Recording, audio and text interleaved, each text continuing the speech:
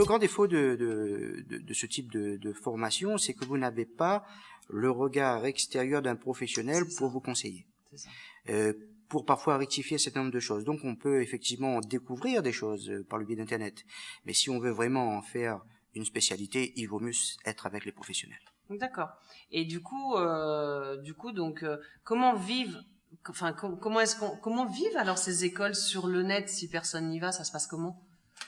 Ah bah écoutez, je pense qu'ils doivent avoir quand même quelques clients. Et du coup, alors, quand on prend des cours sur Internet, il faut de toute façon, comme on l'a dit, avoir une formation complémentaire. Sinon, ça sert à rien. C'est impératif. Ça me semble évident que ce qui est proposé par le biais d'Internet est nettement insuffisant. Les formations qui sont proposées sur le net ont le mérite d'exister, mais tout simplement, nous croyons qu'il faut se former de façon collective, puisque il faut toujours avoir le regard d'un professionnel pour rectifier certaines choses, pour parfois encourager dans une démarche.